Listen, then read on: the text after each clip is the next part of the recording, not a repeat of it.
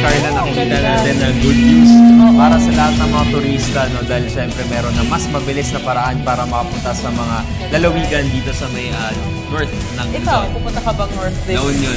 La Union. Ako yan, mas meron ka ng alternative route para mas mapabilis yung pagdating mo ng La Union. Sige mo yun, Carla, 89 kilometers, pinakamahabang expressway sa buong Pilipinas. Kaya naman para mas malaman pa natin ng mas marami pang detalye, lalo na ngayon, Carla, syempre start na ng Semana Santa at tiyak naman na talagang dadagsain itong mga expressways, lalo na ngayon nakikita natin sa mga terminals sa talagang sobrang daming mga tao. Kaya para malaman natin iba pang mga detalye ukol sa mga expressways, specifically on the Tarlac, Pangasinan, La Union Toll Expressway o TPLEX, makakasama natin ang Marketing and Business Development Head ng TPLEX. Walang iba kundi si Sir Tony Reyes. Good morning, sir. Good morning.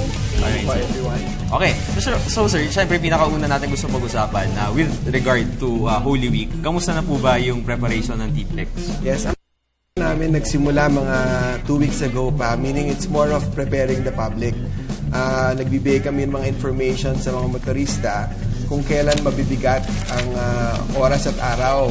Like, I'd like to take this chance, no? The traffic kasi starts at around mga Wednesday. Mga Wednesday yan, nagsisimula na yan. Hanggang gabi, pahapon actually, hanggang mga Thursday, mid-afternoon. Yan ang mabigat papunta. Then magkakaroon ulit tayo ng expected build-up mga Saturday, morning till around noon. So, binibigyan namin ng information ang public through tarpaulins, mga ilang flyers na dinidistribute para ma-avoid ng konti. Meaning, of course, we cannot control the time of departure ng mga tao, pero sinasabi lang namin para makapaghanda ng konti. Alam mo, before dati, lagi kami sa North, nag-Holy Week, sa Wazy Week, and sobrang lapit nun sa bahay. Pero usually, parang inaabot kami ng 5 oras, kakapila lang sa sa toll gate. So ano po ba yung ginawa ninyo para maiwasan at mabawasan itong mahabang pila sa mga tollways? Sige. In general, no, ang mga toll operators naghahanda yan sa pagpapadami ng tellers, yung mga ambulant tellers natin, tapos yung mga toll booth natin, yung mga toll plazas, kino-convert yung iba. Alam naman natin na pag maagang part ng Holy Week, mas madaming kung papuntang norte, di northbound, papuntang south, yung southbound. So, kino-convert lang natin na dinadagdagan yung mga plazas na na-accommodate sa mabigat na traffic. Parang yung ibang lanes, kino-convert nila, inaayos yung traffic management. And of course, yung mga ambulant tellers natin, nadodoble yan eh. Exemplify ko na lang, a usual, for example, sa South Luzon Expressway, ang normal population ng isang toll plaza like Calamba would be around 25 to 30. Pagka mga peak season talaga, umaabot ng mga 50 yan. Tapos sa Skyway naman, normally nag-o-open tayo ng mga 9 or 10 plazas on a regular day. Pero pag peak hours, peak days, nagbubukas siya up to mga 25. Actually, gusto ko rin i-share no, na hindi lang naman nangyayari to kapag Holy Week. Mabigit din tayo pag weekends, tapos mga identified, especially yung mga long weekends. Tapos yung mga holiday. Naghahanda po lahat doon. Alright. Sir, ano naman yung preparations po ng office niyo with regard to kapag pakunari nagkaroon ng aberya? Okay. If ever may nasiraan, ano po yung mga pagtugon natin agad dito? Yes, lahat naman ng operators, no, every day, lagi naka-standby yan kasi 24/7 naman ang pagiging pag-assist natin sa mga motorista. Nadadagdagan lang siguro ang force, visibility, kapag ka mga peak periods, like for example, Holy Week. Nagdadagdag tayo ng mga patrols, yung pag-ikot-ikot nila, yung mga security force, yung mga ganung bagay. I guess it's fair to say na kung ano naman yung ginagawa namin on a regular day, yun din naman talaga ang ginagawa. Dinadagdagan lang ng ilang enhancement. Normally yan, mas more on conscious tayo sa masasabi mo sa safety saka sa traffic management. Pag-usapan naman po natin yung triplex at saka yung triplex. Star Toll. Paano po ba nito mapapabilis ang pagdating namin sa aming destinasyon? At pwede rin po ba ito maging alternate route sa aming mga destinasyon po? Yes, magsimula tayo sa T-Plex, no? Sa T-Plex kasi, like right now, we do regular studies. A regular now, coming from Metro Manila, going to, for example, Baguio, nakaka-save siya ng mga 40 to 50 minutes using T-Plex.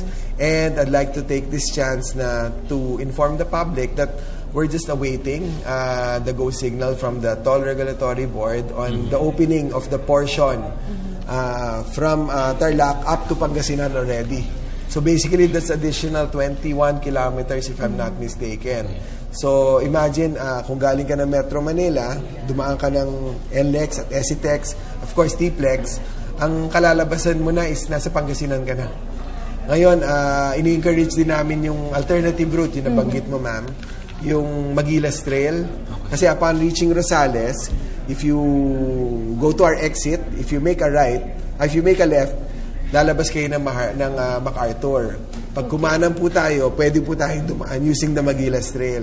The Magilas Trail is around mga 9 kilometers longer than the regular route of MacArthur, pero wala hong traffic. So based on our paulit-ulit na subok niya sa traffic dyan, in 30 minutes, running at 60 only, covered po yan. Wow. Mabilis eh. Paglabas mo sa may Binalona na, sa may parting Manawag na. Wow. So dire-diretso na. Mabilis. Lalo na sa mga kabilis. devotees ng Manawag. Diba? Yes, Oo, that's lalo na right. pag Holy Week. Sa Star Tollway naman, nagsisimula na, well, as early as last year, nagsimula na yung construction natin. So, ngayon, ang pinaka-evident lang na ma-appreciate ng motorist, may mga 9 kilometers coming from Santo Tomas up to at least almost Malvar na asfaltado na. Kasi before, ang roads ng are all cement, ngayon asfaltado na rin. So, yun po yung development. And of course, tuloy-tuloy yung construction natin, which is the additional 2 lanes na nasa parte ng Lipa up to Batangas City. Yeah. So nakita natin, Carla, na talagang mas magiging mabilis yung biyahe ng mga kababayan natin. Tsaka mas ma-encourage sila na mas pumunta sa mga lugar dito sa Luzon. Okay, so ngayon naman, sir, ano naman yung aasahan ng mga motorists natin kung meron bang mga freebies, may mga pakuluba sa T-Flex? Yes, normally meron naman kami mga maliliit na mga, minsan nga mga giveaways na maliliit na token sa mga motorists natin, saka sa mga service stations along the road.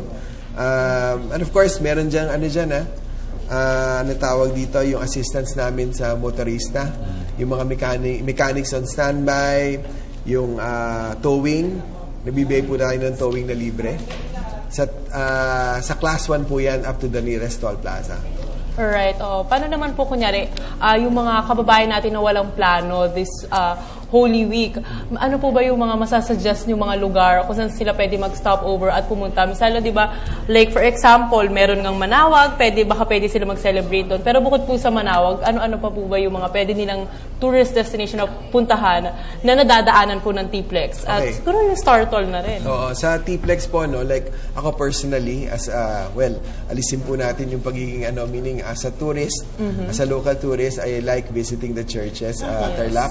I'm planning to visit yung monasteryo natin sa Tarlac. Ano, bisita iglesia yung monasteryo, the Tarlac. Then of course, yung sa may Pangasinan, kung nakita nung isang beses, nabasa ko pa lang sa meron siyang I think 300 steps up to a 40 feet na Mama Mary, yung mga ganyan po. Plus of course that, bonus na lang po natin yung mga pagpunta sa beach. Kaya na nabanggit mo kanina is yung, of course, La Union would be very good. Kasi of course, yung obligation natin, meaning it's a very good obligation yung pagdalaw sa mga simbahan. But along the way, we can always enjoy our time with our loved ones. Yeah, yung mga ganung bagay. Sa La Union, I would think sa T-Plex yun ang pinakasang hindi pa masyadong naiikot ng mga tao. Yeah. Okay. Ngayon naman, syempre, Carla, before we end this conversation, yung mahalaga dito kung sino yung mga mahalagang makokontakt natin pagdating sa T-Plex, kunwari kapag may emergency. Kasi lalo na tayo, kapag babiyahe tayo ngayong Holy Week, kapag may emergency agad, sino yung tatawagan? Pwede po ba natin, sir, masabi sa mga confirm na natin para meron kaming hotline na ginagamit, yung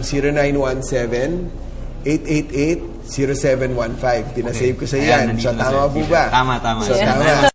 888-0715. Naglalay lang po tayo ng numbers. But rest assured naman, even if wala ko kayong numbers na nakasave, along the road naman makikita nyo yung presence talaga ng security. Saka yung mga personnel na who will assist you na sana hindi mangyari. Sana hindi mangyari. Sa parte naman po ng South, lahat po ng hotlines ng toll road are always open sa Skyway 02-776-777. And of course, sa MATES naman, sa SLEX, another number, 0917, our SLEX. Tapos sa Star Tollway is 0917-511-STAR. Pero of course, kahit ano po yung matawagan nyo, assist po kayo kahit nasan po kayo ron. Okay. Ayan, ako Jules, diba kung may mga aberya, aksidente na mangyari sa T-Plex at sa lahat ng Star Tollways, nako yan, dapat sinave nyo yung mga numbers na sinabi kanina ni Sir Tony. Alright, so sir, final message po sa mga motorista natin. Well, sa amin lang, yung pinaka-importante lang yung pagpaplano ng pagbiyahe. As much as possible, sana ma-avoid natin yung days and peak hours, which starts at this Wednesday afternoon up to mga Thursday afternoon. And magkakaroon po ng expected build-up na naman yan based mga 6 a.m., mga 5 a.m., 4 a.m. ng Sabado hanggang mga 12 noon. Then pauwi naman, of course, yung Sunday afternoon hanggang Monday, very early morning, medyo mabigat din po.